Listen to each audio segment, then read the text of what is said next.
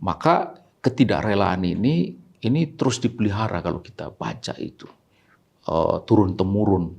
Sekarang kalau kita ukur, anggap sekarang ini tahun 2020 saja, tahun 65 itu kan sudah berapa? 35 tambah 20 sudah 55 tahun gitu. Apakah itu juga terkait dengan kekuatan-kekuatan politik yang sedang sebutlah berkuasa sekarang ya, yang bagaimanapun kan itu bisa disebut punya link, paling tidak link historis ya dengan peristiwa itu.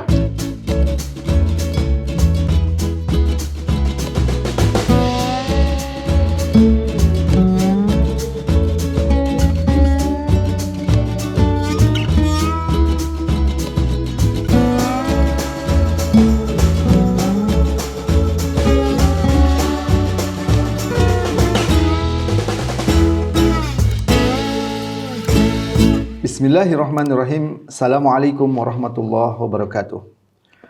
Pemirsa Fokus UEI Channel yang dirahmati Allah Subhanahu wa taala, kembali kita bertemu dalam program Focus to the Point. Kali ini kita akan membahas kedatangan anak-anak Jenderal Purnawirawan TNI Ahmad Yani yang mendatangi MA Mahkamah Agung pada Jumat 14 Juli 2023 yang intinya melakukan permintaan uji materi terhadap Inpres dan Kepres yang disebut-sebut intinya itu meminta maaf kepada anak-anak mantan PKI. Ada apa di balik ini? Untuk itu kita akan memperbincangkan hal ini dengan Ustadz Ismail Yusanto. Assalamualaikum Ustadz. Waalaikumsalam warahmatullahi wabarakatuh. Apa yang dipersoalkan sebenarnya dari Keputusan Presiden nomor 17 tahun 2022 dan Keputusan Presiden nomor 4 tahun 2023. Ustaz Ismail. Iya. Baik. Bismillahirrahmanirrahim. Assalamualaikum warahmatullahi wabarakatuh. Yang pertama, kita mesti melihat sebutlah dalam tanda petik itu sejarah terbitnya Inpres atau Kepres, Kepres 17 tahun 2002, kemudian disusul Inpres tahun 2003 dan Kepres tahun 2003 lagi. Ini berawal sudah sangat lama, tahun 2002, permintaan Komnas HAM pada waktu itu untuk penyelesaian pro justisia peristiwa tahun 65-66 yang dikatakan ada banyak pelanggaran HAM di sana. Lalu pada Oktober 2002 Kejaksaan Agung mengembalikan berkas perkara itu karena dianggap belum cukup bukti ya memenuhi unsur pelanggaran HAM berat. 2002. Setelah itu lama nggak ada peristiwa atau kejadian apapun berkenaan dengan soal ini. Baru muncul tahun 2005. Jadi 13 tahun kemudian 2005 ini adalah periode sangat awal kepemimpinan Presiden Jokowi. Kita tahu dia dilantik Oktober 2014. Nah ini pada 2015 awal Komnas HAM melakukan lagi yang disebut yang tadi itu. Jadi kata Komnas HAM itu ada temuan pelanggaran HAM berat, sampaikan lagi ke Kejaksaan Agung, tapi kemudian dikembalikan lagi oleh Kejaksaan Agung.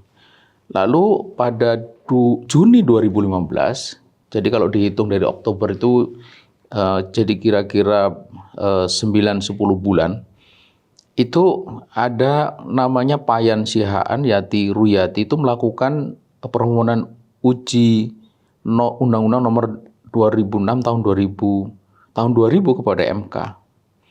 Dan permohonan itu ditolak seluruhnya 2015. Kemudian ini yang kemudian terjadi pada 2022 lahirlah Kepres 2 Kepres 2 tentang hari penegakan kedaulatan negara yang isinya itu tak menyebut tentang serangan umum 11 Maret yang waktu itu selalu terkait dengan Presiden Soeharto atau nama Soeharto, tapi kali itu tidak ada. Dan muncullah yang kemudian kita diskusikan ini, Kepres tahun 2022 nomor 17, yaitu TPP non-judicial HAM berat masa lalu. Nah ini, intinya pemerintah bersetuju menyelesaikan pelanggaran HAM berat masa lalu secara independen, objektif, cermat. Itu. Jadi itu TPP non-judicial, Kepres 17 tahun 2022. Kemudian terbit lagi Inpres 2 tahun 2023, 15 Maret 2023. Jadi belum lama, baru beberapa bulan yang lalu. Intinya Presiden menginstruksikan 16 menteri dan 3 lembaga untuk melaksanakan rekomendasi TPP HAM yang tadi disebut. Nah itu. Nah yang menarik kemudian adalah apa yang dimaksud dengan pelanggaran HAM. Yang dimaksud dengan pelanggaran HAM menurut TPP HAM berat itu ada 12. Nomor 1 itu peristiwa 6566. Tidak disebutkan di situ G30 SPKI dan sebagainya. Kemudian penembakan misterius Petrus, lalu penyerangan ke pondok pesantren, ini peristiwa Talang Sari. Kemudian rumah gedong di Aceh tahun 89, penculikan aktivis tahun 98, kerusuhan Mei 98, Semanggi 1, Semanggi 2, pembunuhan dukun santet tahun 99, 98, kemudian tragedi Simpang Kertas Kraf Aceh 99, kemudian Wasior Papua 2001, kemudian Wamena Papua 2003, lalu Jambu Kepok Aceh itu 2003. 12 inilah yang dianggap sebagai pelanggaran HAM masa lalu. Ketika kita bicara tentang pelanggaran HAM masa lalu, pelanggaran HAM saja, itu pasti kita akan terbawa pada satu konotasi itu buruk. Namanya pelanggaran itu kan buruk, apalagi berat, itu buruk sekali. Nah hanya yang menarik dari list ini adalah bahwa ada bahkan ditempatkan nomor 1, yaitu peristiwa 6566.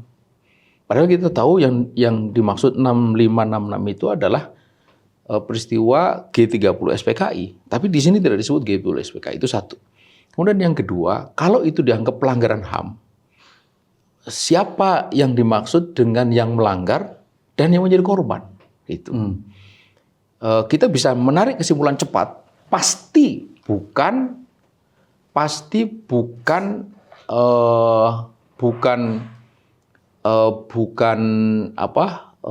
umat Islam. Bukan keluarga para jenderal yang dibunuh atau keluarga para jenderal, bukan itu. Sebab kalau itu sudah berjalan, itu kan masuk di dalam sejarah itu. Nah, ketika ini dimasukkan dalam pelanggaran HAM, pasti bukan itu yang dimaksud. Lalu siapa yang dimaksud? Nah, ini menarik gitu. Lalu kita coba memahami. Nah, di sini saya kira patut untuk kita cermati dan waspadai bahwa jangan-jangan yang dimaksud, dan tampaknya memang begitu, adalah mereka yang dianggap sebagai pelaku dari peristiwa 6566 itu, PKI gitu. Jadi mereka itu dalam hal ini dianggap sebagai korban yang menerima pelanggaran HAM berat. Nah, kalau begitu adanya, lalu siapa yang melakukan? Gitu. Yang melakukan kan kemungkinan besar kalau kita lihat dalam sejarah itu kan TNI. Lebih khusus lagi TNI Angkatan Darat. Kemudian para ulama santri yang tergabung dalam macam-macam lah itu ada waktu itu. Jadi kalau kita melihat list 12 ini, dari nomor 2 sampai nomor 12, saya kira kita tidak ada soal di situ. Bahkan ada pertanyaan, kenapa Tanjung Priok tidak? Kenapa peristiwa Ambon tidak? Kenapa peristiwa Poso tidak? Mungkin ada muncul pertanyaan begitu. Tapi yang patut kita cermati adalah nomor 1 ini. Gitu. Jadi ada pengamat yang mengatakan bahwa ini seperti seolah-olah didomplengkan gitu. Didomplengkan. Satu peristiwa didomplengkan masuk di dalam list kategori umum pelanggaran HAM gitu. Nah, sementara yang di sini ini sebenarnya satu case khusus yang jika itu betul kemudian dimasukkan di dalam pelanggaran HAM maka akan muncul kontroversi tadi itu. Apalagi kemudian secara khusus Presiden telah menyatakan penyesalannya terhadap pelanggaran HAM itu berarti masuk juga penyesalan terhadap pelanggaran HAM 65 masuk juga penyesalan terhadap apa yang disebut pelanggaran HAM 6566. Itu. Kalau Presiden menyesal, berarti tidak mungkin kan menyesal untuk sesuatu yang benar. Pasti menyesal untuk sesuatu yang dianggap salah. Nah ini implikasinya bisa panjang. Implikasinya bisa kemudian kalau begitu seret pelakunya. Kalau begitu lindungi korbannya. Nah, dari sini kita bisa memahami kenapa kok kemudian ada tuntutan pemulihan hak politik, kemudian hak sipil, hak ekonomi, segala macam. Ada pemberian santunan kepada para korban pelanggaran HAM. Kalau korban pelanggaran HAM di list nomor 2 sampai 12 itu oke. Tapi kalau list nomor 1, lalu siapa? Nah, ini yang, dan itu sudah terjadi. Terjadi itu dalam artinya proses ini jalan terus. Pada beberapa bulan yang lalu itu ada semacam seremoni di Rumah Gedong di Aceh, ya. Presiden hadir di sana untuk memulai pemberian kompensasi secara sosial dan hadir beberapa orang dari Eropa ya, ada mungkin Eropa Timur, Eropa Barat ya. Saya tidak tahu persis, tetapi ini yang dianggap sebagai bagian dari korban 6566. Nah, itu. Iya, Ustadz Ismail. Kalau kita melihat ya apa yang disebut sebagai pelanggaran HAM tahun 6566 itu ya, ini kan tekanan bahwa itu dianggap merupakan pelanggaran HAM dengan konotasi ya, dengan konotasi PKI sebagai korban, itu kan kuat sekali, kuat sekali, dan itu bukan hanya dilakukan oleh LSM HAM di dalam negeri, tapi ada juga dari luar negeri. Sebenarnya kenapa isu ini kok demikian seolah-olah menjadi prioritas dalam pelanggaran HAM? Saya melihat itu ada bahkan ditaruh di nomor 1 ya, itu kan artinya menunjukkan langsung nggak langsung menunjukkan prioritas kalau menurut saya. Saya melihat setidaknya itu ada 2, 3 bahkan mungkin 4 faktor ya. Faktor yang pertama dan mungkin ini menjadi faktor utama itu adalah ketidakterimaan kekuatan komunisme internasional. Kita tahu bahwa Partai Komunis itu kan bukan partai komunis lokal, dia punya link up internasional. Ketika tahun 48 dulu Musso itu dia punya link up itu sampai ke Rusia gitu. Aidit sampai ke Cina gitu. Jadi dia sudah sebuah jaringan internasional. Dan saya kira komunisme yang tidak selalu diartikan ateisme itu sampai ini masih ada. Wong paknya PKC juga masih ada gitu. Lalu ini bergandeng tangan dengan para aktivis HAM gitu. Nah, para HAM ini kan dia ideologinya itu kan humanisme sekuler. Apalagi kalau ditambah dengan paham komunisme tadi. Maka ketidakrelaan ini terus dipelihara kalau kita baca itu. Turun temurun. Sekarang kalau kita ukur, anggap sekarang ini tahun 2020 saja, tahun 65 itu kan sudah berapa? 35 tambah 20 sudah 55 tahun gitu. Apakah itu juga terkait dengan kekuatan politik yang sedang sebutlah berkuasa sekarang ya, yang bagaimanapun kan itu bisa disebut punya link paling tidak link historis ya Iya. dengan peristiwa itu. Ya, itu yang saya ingin sebut sebagai faktor yang kedua, gitu. Faktor dalam negeri. Faktor dalam negeri kita tahu bahwa eh, bahwa bahwa PKI itu kan dia ada dimensi ideologi, ada dimensi politik, dan ada dimensi sosial. Dimensi sosial, anggap itu dimensi paling ringan, itu kan pasti ada mereka yang merasa jadi korban. Gitu. Anak keturunannya cerita itu ya, mungkin cucunya atau cicitnya bahwa mbahmu dulu dibegikan beginikan. Itu juga bisa memantik dendam yang terus terpelihara sampai ini 55 tahun sudah. Lalu dia masuk dalam kekuatan politik berkuasa atau kekuatan politik yang ini hari memegang kendali kekuasaan, maka ini kesempatan buat dia. Karena itu kita lihat dari timeline tadi itu 2002 sampai 2015 tidak ada apa-apa.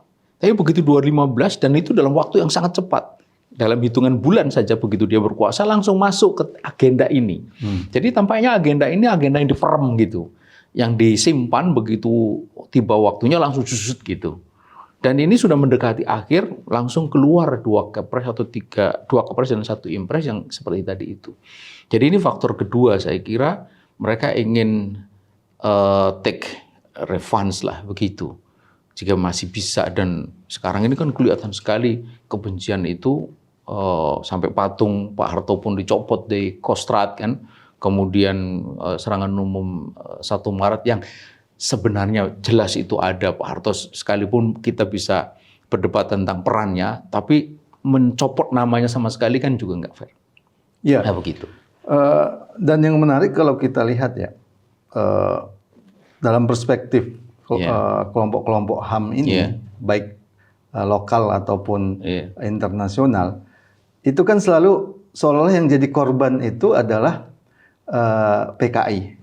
Bagaimana dengan umat Islam, para ulama yang sebenarnya kan secara fakta juga banyak menjadi korban, termasuk TNI. Tapi kenapa perspektif korban itu yang dimunculkan itu adalah dari PKI?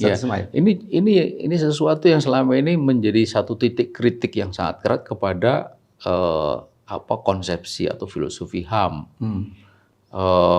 Mereka selalu mengatakan bahwa HAM itu universal, dia tidak partikular gitu. Tapi dalam faktanya dia sangat partikular, tidak universal. Ya sebutlah misalnya 1 orang mati, warga Amerika di Indonesia ribut, bukan main itu dunia barat. Tapi lihat berapa, bukan hanya 1, ratusan ribuan orang dibantai begitu rupa di Rohingya. Kemudian di Uighur di Palestina, tidak ada orang teriak tentang pelanggaran HAM gitu. Bush itu melalui instruksi invasi Amerika ke Afghanistan dan ke Irak itu telah mengakibatkan lebih dari 1,4 juta warga sipil meninggal dan tidak pernah disebut sebagai pelanggaran HAM. Jadi itu menunjukkan bahwa pelanggaran HAM itu HAM itu tidak universal, dia partikular. Bukan hanya partikular dalam konteks lokalitas, tetapi juga partikular di dalam konteks siapa sebenarnya korban yang dianggap sebagai korban, ya gitu.